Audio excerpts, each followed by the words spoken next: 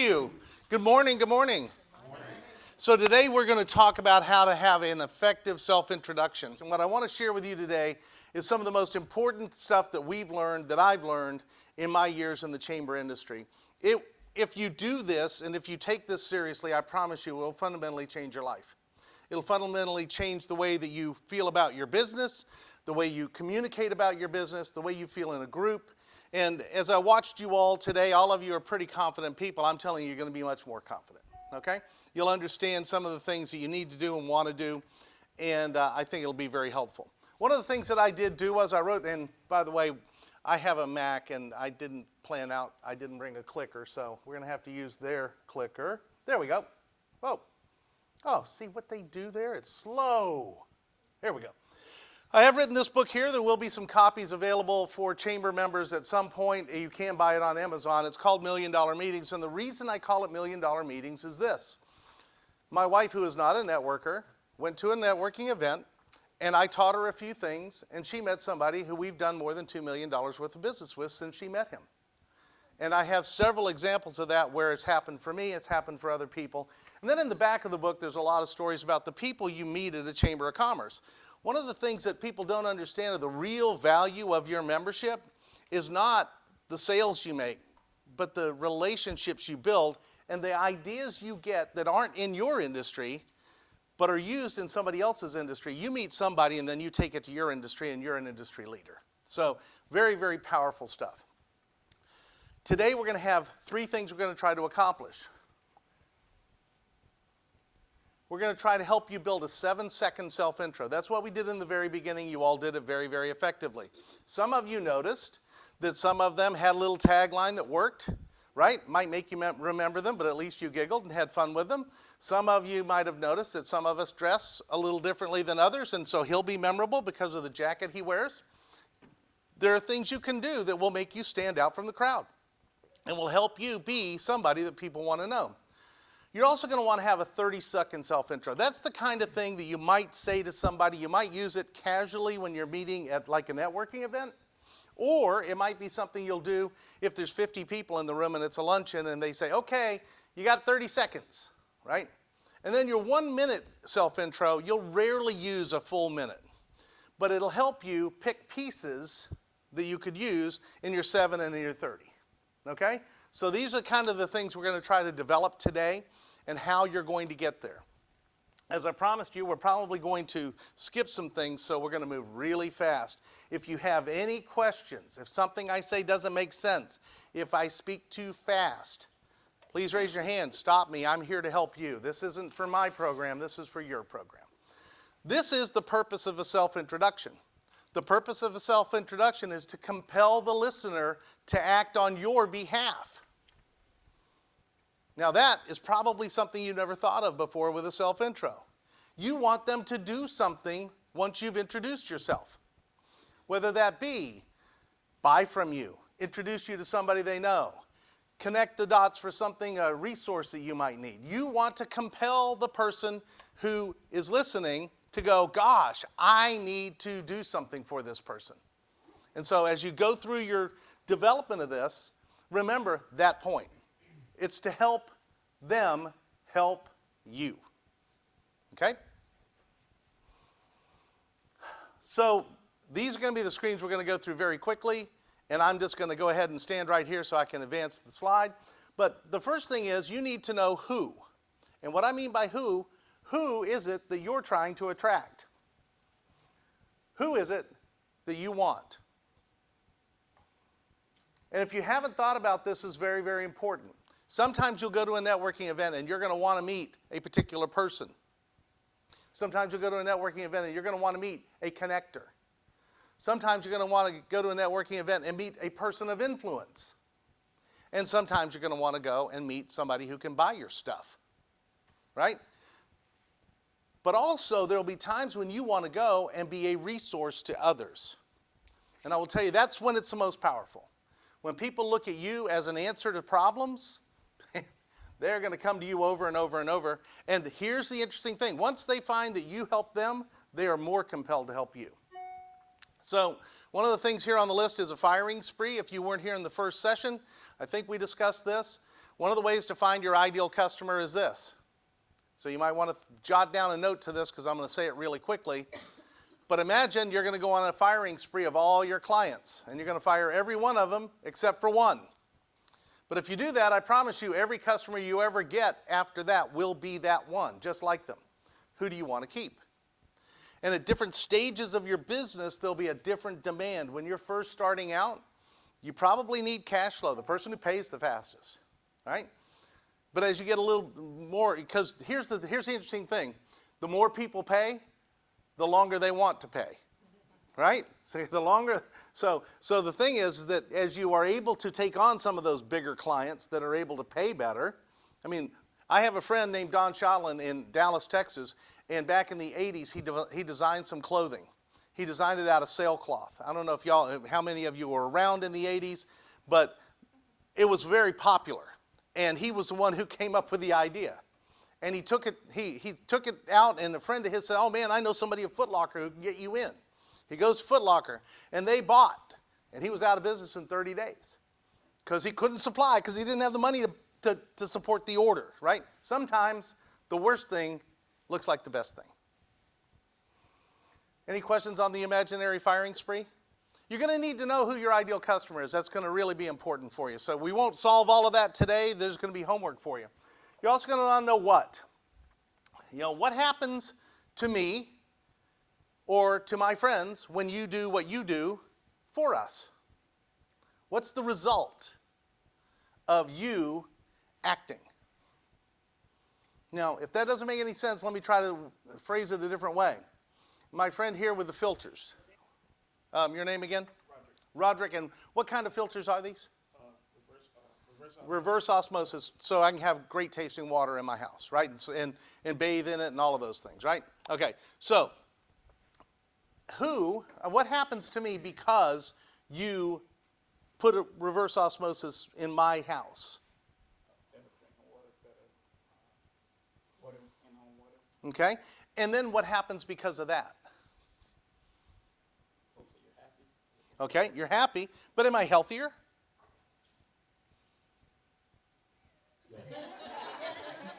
Okay. All right, please, this is not in the program, but this is important to remember. I'm serious. Never let the truth get in the way of a good story. Am I healthier? Aren't we all healthier when we're happier? Okay, so it's not a lie, right? Just may not be the way you think of it, okay? You've got to find the product of the product. To tell me I'll have great tasting water, duh, I presume that. Why do I want to shell out however much money it's going to be to get great tasting water? I'll just keep buying the stuff in the plastic bottles and throwing those away and ruining the environment. There's another one for you, right? You've got to think about the product of the product, what happens. What happens to me, what happens to the people I refer to you when you do what you do for us. When you are the only one who does what you do for us. You've got to really think about that. And we're going to go quickly through this. Hopefully there'll be some ways that you can use that shortly. Where? Where will I find people who want to have this problem solved? This is one of the things in your self-introduction when you get to this kind of level of self-introduction where you might say, and I would like to meet people in your golf group. I would like to meet people that are in your Rotary Club. I would like to meet people who you go to church with. Whatever frame of reference, I need to narrow down because if you say, a lot of people say, well, anybody could benefit from reverse osmosis, right? Unless they rent a house and they're not allowed to put it in. Is it, okay? So you got to narrow it down. You got to get those people that you want to have introduced to you. Right? You don't want to just have anybody. Where will I find them? What frame of reference am I looking for? When will I see them? Will I see them in the morning or the afternoon? Tomorrow morning when you go to your networking group, your B&I group, heaven forbid, your event at the chamber, I'd like to meet so-and-so if they're there. Could you introduce me? All right, where? Well, I meet them after work at happy hour. Okay, and then why will I refer you? Why would I do this? Are you going to give me a spiff? Believe it or not, there's a lot of people who say, I'll give you $100 for a referral. I know that sounds odd, but a lot of people in the real estate industry do that. I don't know about in Florida, but I know in a lot of other states they do. A lot of folks say, if I close a house, I'll give you $100. It's not allowed here in Florida? Okay. I'll bet some still do it, though. Yeah. Because never let the truth get in the way of a good story. No. Maybe by me introducing you to somebody I know, it solves a problem for me, even though they're going to be the person who, so like, and the example I use a lot of times, and I know it's not allowed in Florida, but I'll introduce you, huh? You can give love and affection. I can give love and affection. And here's the thing, you're going to love my closing agent. You're going to love him, and he's going to love on you. And by the way, I get you closed and I get my commission, right? So maybe it solves a problem that you need solved for the client. Okay? And then how? How will you introduce yourself? How will you go about this process? Are there any secrets that I can share with you? Well, after working with literally thousands of chamber executives and tens of thousands of chamber people, members, in 1 year alone, I heard over 10,000 self-introductions. I mean, I've heard them all. I've heard everything from the, rock the world, everybody literally standing ovation, to my name is Mary, and I'm with, literally, because they're so nervous, they don't know what to do, and they look down at their badge. So I've seen them all. You can't do anything worse. You might be able to do something better, but you definitely can't do anything worse than what I've seen. Okay, but here are some secrets. Number one, how to be best remembered. Tell a story. You got to tell stories. Whatever you do, we're going to craft it in the way of a story. We're going to have some sort of association with something somebody said in the room today. A segue. I am the king of the segue. I'll tell you, I get in a networking group and somebody says something, and for whatever reason, I can just do that. Maybe you can't. Maybe that's just not your thing. For me, it is, okay? So sometimes I use that way too much, and people actually go, gosh, don't you have anything about you? Because I always try to tie it to something someone said in the room, okay? But you don't want to lean on anything for too long. Tagline. Who had my great tagline? You had one. Somebody else had a good tagline. Okay, I'm not exact. Oh, wait, somebody did. I hope somebody would be honest and say it was me, but nobody likes to brag. It was Erica. It was Erica. What was the tagline? Okay. So here's a good one. When you do something particularly good, jot that down. Oh, that was worth sticking with a pen. I like that. I'm going to remember that one. This is a study, folks. This is not something that you're just going to craft and then never do again. It's not like high school. This is more like real world where you get out there and have to do it over and over and get better and better. Okay? So, and you might use a powerful tip, an unexpected powerful tip. There are times when you know something that's going on. I mean, I know, did the hurricane hit here? Okay, so, right. So I'll give you an example. In my industry, in one of my industries, we own a dry cleaning business, and I'm on the board of directors of a regional association. And there's information that we learn that our fellow cleaners don't know, right?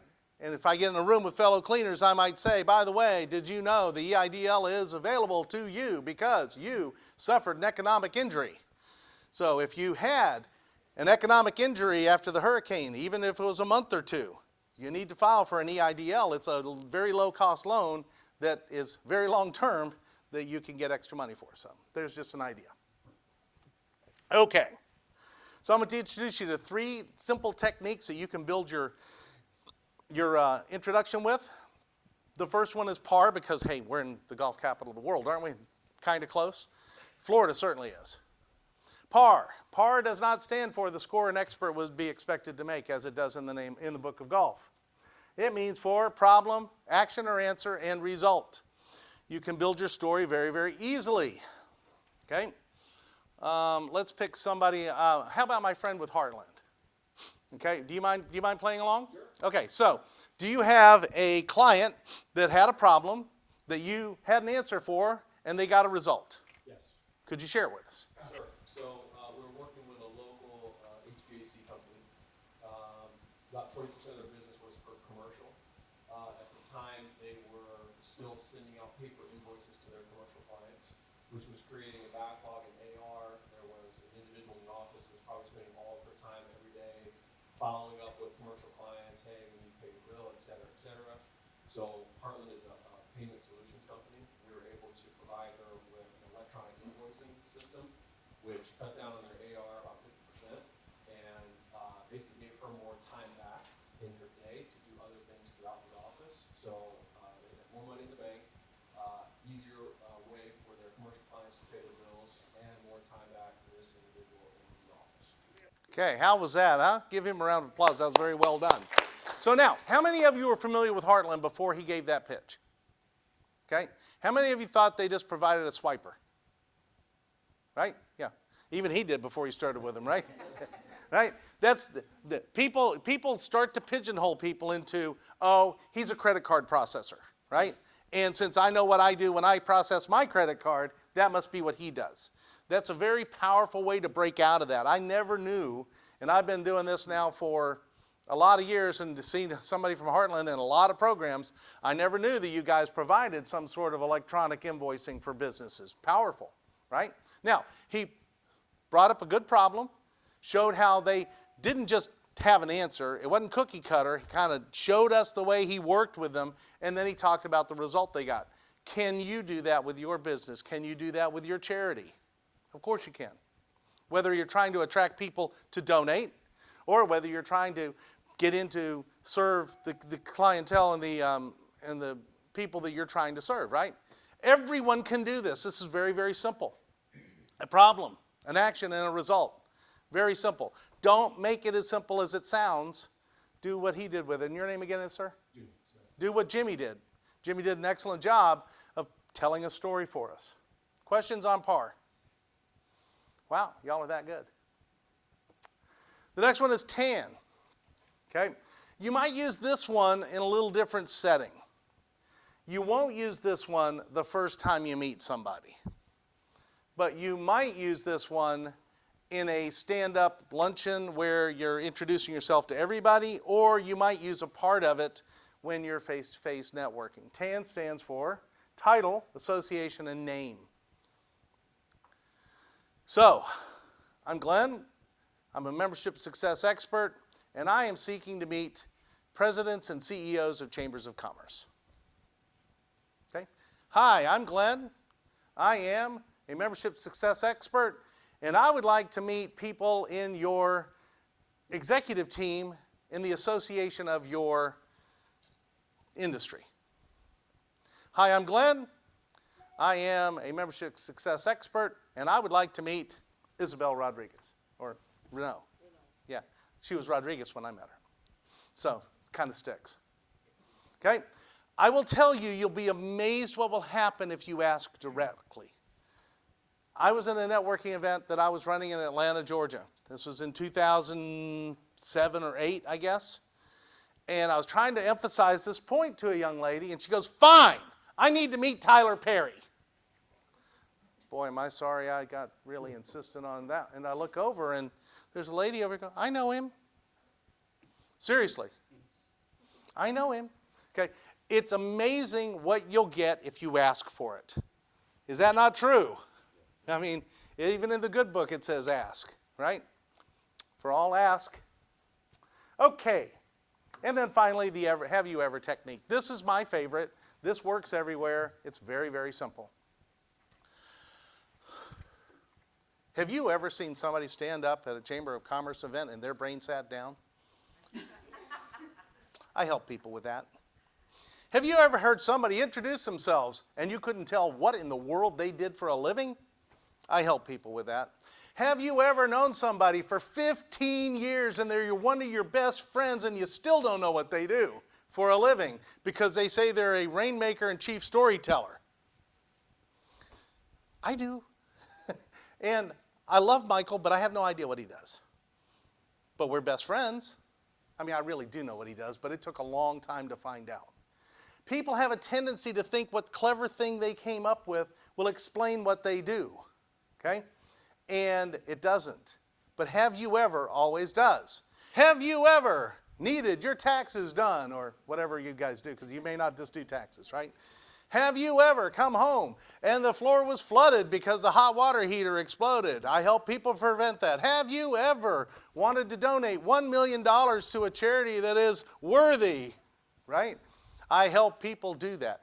Have you ever is the simplest way to make it make sense. I own a dry cleaning business. Have you ever seen your neighbor pull in the driveway with a whole bunch of dry cleaning hanging in the back of their car? I can help prevent that because we pick up at homes and offices. It's simple. Make it simple. It's a way for people to understand what you do without you getting so creative. Have you ever known a business owner? Doesn't even need to say what their problem is. I help them. Okay?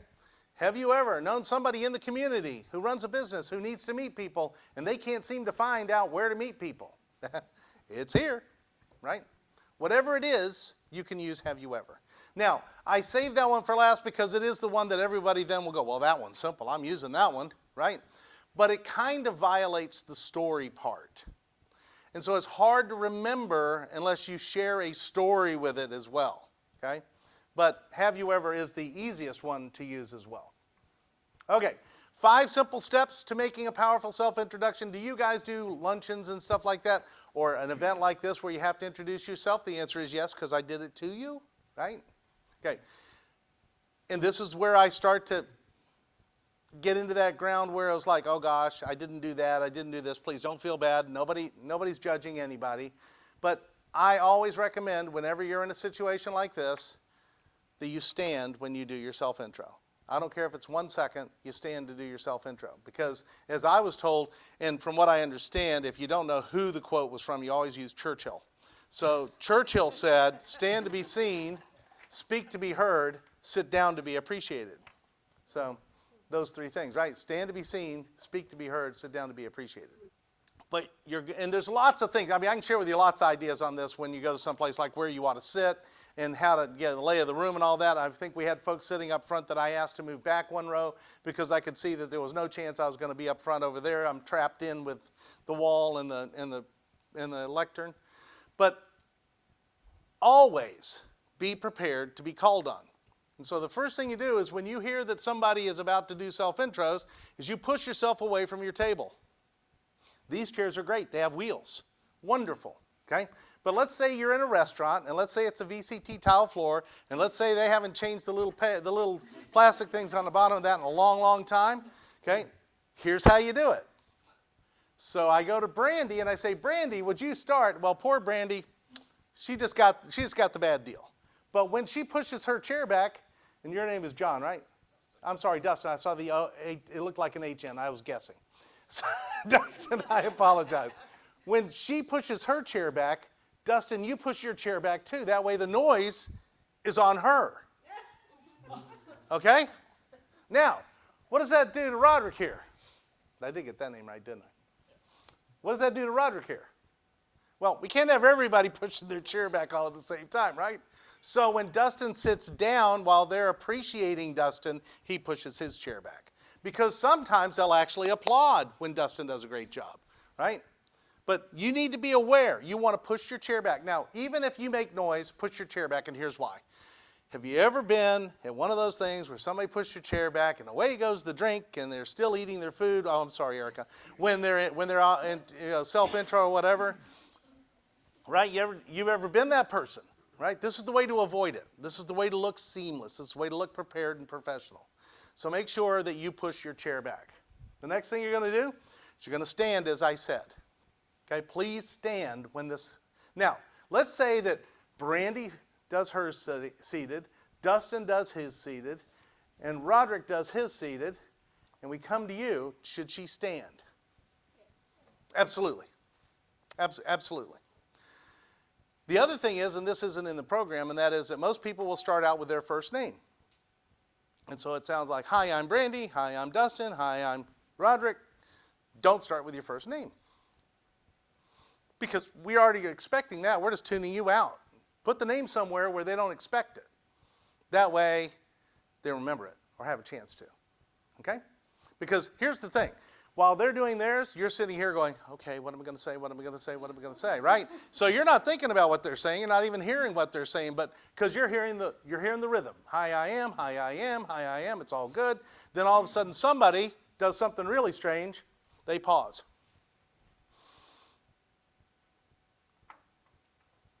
Oh, it worked. Y'all looked up. Yeah, pause. Because we are very uncomfortable with a quiet room full of people. Something went wrong. I don't know what's going on. What am I missing? I better look up. Oh, it's you. You tricked me. I guess you're going to give me your self-intro now, and now that I'm paying attention. Okay? So you're going to push your chair back. You're going to stand. You're going to pause. And while you're pausing, you're going to take a deep breath. And I know this sounds very mechanical. Don't worry, it'll go very easy, and you're going to get to do it. You just take a deep breath. A deep breath puts air in your lungs, which puts oxygen in your brain, which not only relaxes you, but makes you alert. It's kind of a weird thing. You're relaxed, but also alert. And so you're ready to go, okay? Next thing you're going to do is you're going to lean. And what I mean by lean is this. You know, the big term, when we started doing this 20 years ago, lean in wasn't one of those terms. You know, we were still doing reach out. We're going to reach out to somebody, right? Then AT&T stole it and nobody uses it anymore. But now we're leaning in, right? Well, what I mean by that is just to lean on the front part of your feet. And there's a couple of reasons why. The first reason is that's where you're most stable. People, when they're nervous, will stand on their heels and they'll lock their knees. And it's very easy to lose your balance, okay, when they're nervous. So you're going to be on the front part of your feet. The second reason is because when I do this, you mentally lean towards me. It's a natural thing in our society that we want to say something important, we kind of move in towards the person to say it. So you're going to stand and lean in a little bit to say what you want to say, okay? Then you're going to speak slightly louder than you think you have to. I'm probably a little too loud for you, but not by much. But you guys can still hear me, okay? Here's a tip for you. Get to the networking event early, walk in the room, and walk around and hear what your voice sounds like bouncing off the walls. Because in this room right here, y'all can probably hear me just like this too, can't you? Because it's a hard wall that bounces back from it. Now, if I talk this way, you probably can't hear me because it's a long way from there to there. But here to here, so there's a tip for you. Just get a feel for the room. You get into a restaurant with a lot of cushy chairs and a lot of cushy, a lot of booths and stuff like that. All that moves all over the place and gets deflected. And then finally, make eye contact. Now, I'm going to get in trouble here. I got in big trouble here at Coca-Cola when I did this because people take offense to things nowadays that they shouldn't take offense to. So I'm going to tell you right now, there's no offense in this comment. It's just data, okay? Men, we like about 3 seconds of eye contact. Any more than that, and we're not too sure you're not up to something, okay? Just, right? We're good, Hey, yeah. You see men walking around, hey, right? That's all they get. They just grunt at each other, right? Hey, Sometimes not even grunts, just, right? Okay. Ladies need a little bit longer. They like about 7 seconds of eye contact. Anything short of that, and you're shifty. Okay? Especially the man. Okay? Or we're ignoring you, right? We're so busy looking for somebody else more interesting than me, right? But that happens for both men and women. Okay, so when you make that eye contact, hold it for a little bit, especially with the ladies, because they need that. If they don't get that, they're nervous. Now, there will be some people who will, when you give them eye contact, they'll immediately look away. Why is that? Because they're nervous. Somewhere back in the past, eye contact was a negative thing for them. Okay? And you just need to accept that. It's not about you. A lot of people get this whole thing that, oh, she looked away, she's not interested in what I've got to say, or he's looking over my shoulder, or he's looking for somebody else to talk to. Sometimes it's not about you, okay? Sometimes it's about the person who's experiencing it. Now, just as another tip, when you meet somebody in a networking event like an after hours or something like that, okay, when you meet that person, the last thing you want to do is do the, hi, I'm Glenn, how are you? Good to meet you. Oh, wait. I need to go because there's somebody over there I wanted to talk to, right? Okay. How do you get out of an introduction that you wish you weren't in? You ever been in one of those? Somebody that drones on and on. Hey, I'm Glenn. I do Glenn. Better than anybody ever else did Glenn. Let me tell you about the Glenn process. It's really special. Glenn developed it over 45 years of Glennness. And Glenn's pretty cool. So if you ever need Glenn, he's right here. And by the way, he'll be in your mailbox tomorrow morning email because Glenn follows up. Okay. So anyway, here's how you break away from a conversation. So we've met. Hi, Pamela. I'm Glenn. Nice to meet you. What do you do? I'm the owner of a small business. Oh, really? What is it? It's called Memory Lane. Yeah, and what does Memory Lane do? They digitize memories. Really? So basically taking all of your old VHSs and slideshows and things Cool, like that. cool. Yeah. So I have so in this example, let's just play along because we know it's not true. But once again, never let the truth get in the way of a good story. I don't have any VHSs I want saved. I already met somebody else who did all of this for me. So that's really neat. And how long have you been in that business? The business has been around for 30 years. We're the Cool, new owners. cool. Hey, listen, it was great talking to you. You too. Okay, Thanks and for that's it. So many times it's like, well, I need to tell her something that explains why I'm leaving. No, you don't. You owe nobody an explanation for anything, but you do owe them courtesy, right? So when you want to break away and you can't figure out how to break away, the handshake is the initial, hey, I want to meet you, and it's also, hey, goodbye, right? Don't hesitate to use it. Don't feel like, oh, gosh, I need to go to the restroom. That's the worst one. I mean, it's like, and everyone's done it. It's like, I can't think of anything else to say. And everybody's done the, oh, look, hors d'oeuvres. I'm going to go get a drink. Really? You're going to get another one? Whoa, dude. Let me have your keys because you're over it, right? Any questions on this? Okay, so we've covered that. And now, just remember that on your one-on-one or your, small groups, you may not use some of these formal introductions. You may use snippets of it, okay? Just be careful not to, so Pamela and I meet, and then Pamela's nice enough to ask me what I do. Hi, I'm Glenn Gould. I own a company that don't do the whole pitch, right? Just, maybe have you ever works right here. But what always works is let's have coffee because I want to tell you all about me and want to hear all about you. So when you know somebody, have a one-on-one meeting. Your questions. Now that was fast. That was really fast. And I can tell you that I left out a lot of stuff. So here's my promise to you.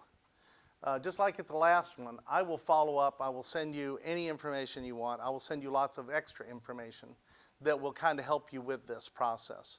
But if I were in this room and I was hearing all of this, I would do one of two things. I would either I would forget all about it because that guy from Georgia, people from Georgia aren't very smart. We all know it, right? Just want to remind you, the big joke is a Florida man.